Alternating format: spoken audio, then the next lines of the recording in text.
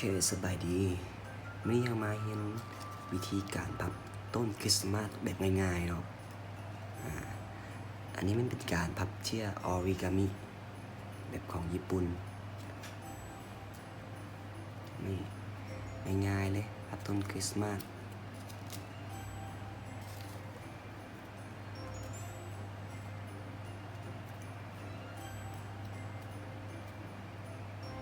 อะไรเนาะโอเคก่อนเมื่อเราจะต้องมีเจียสี่เหลี่ยมแบบนี้เลยแนะนำให้เอาเจียขาวเนาะมันจะง่ายเพราะว่าเราจะเบิ่งตามเส้นขีดตากะโลมันจะง่ายเราจะพับเรื่องราวจนเข้าการพับเป็นเจียสีโอเคพับเป็นสามเหลี่ยมแบบนี้ก่อนโอเค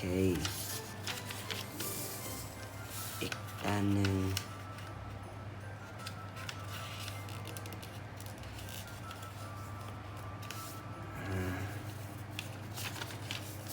ก็จะได้เป็นขีดแบบนี้เนาะแล้วก็พับเข้าแบบนี้จังซี่เลย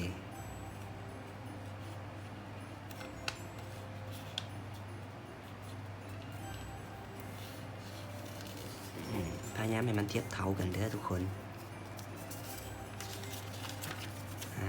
หลังจากนั้นก็พับเข้าแบบนี้อีกอันหนึ่ง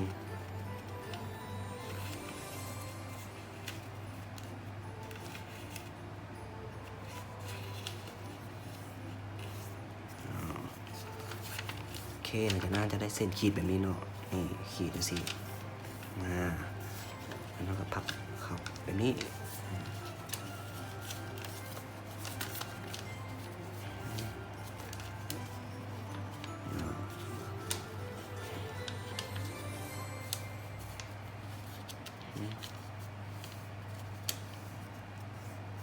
แล้วเขาจะได้แบบนี้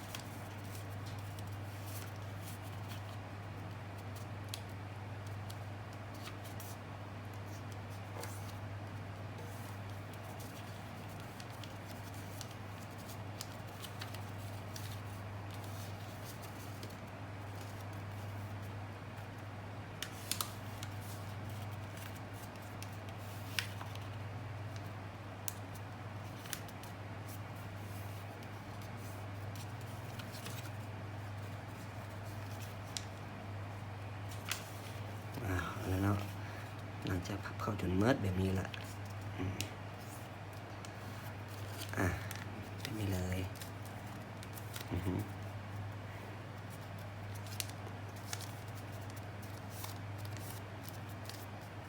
เขาก็จะเอามีดตัดมาตัดส่วน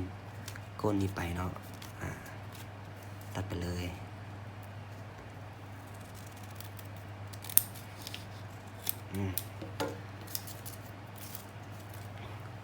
หลังจากตัดแล้วมันก็เป็นแบบนี้รูปสามเหลี่ยมแบบนี้เนาะ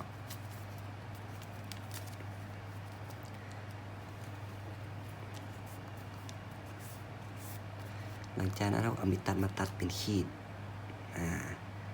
เขาหมดประมาณ3-4 เซนเนาะแบบนี้เลยเราจะตัดเป็น3 ขีดแล้วนี่ตัดเป็น3 ขีดแล้วนี่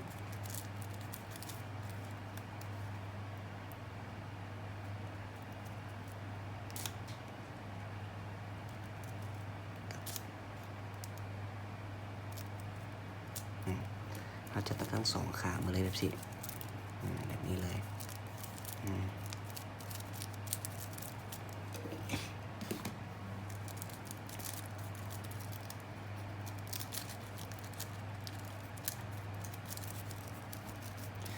หลังจากนั้นเราจะพับ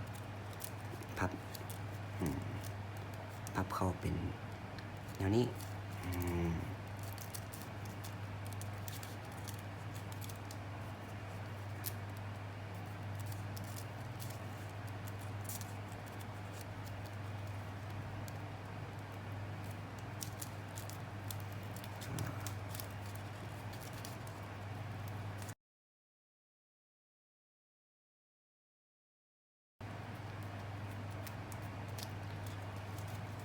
โอเคหลังจากพับหมดแล้วเราก็เอามาบีบให้แน่นแนวนี้เราก็เน้นมันลงให้หอยพับเขาได้แจบเนาะโอเคแล้วเราก็เปิดออกแนวนี้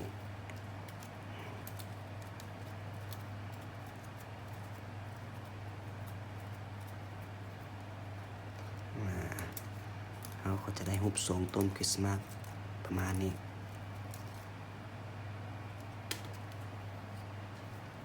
นี่เนาะ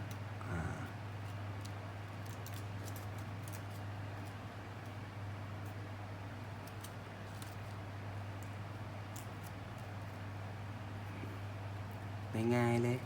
ไปก็สามารถเฮ็ดได้อย่าเขาเรื่องแล้วเขาก็เอามาพับเป็นเจี๊ยสีแนวนี้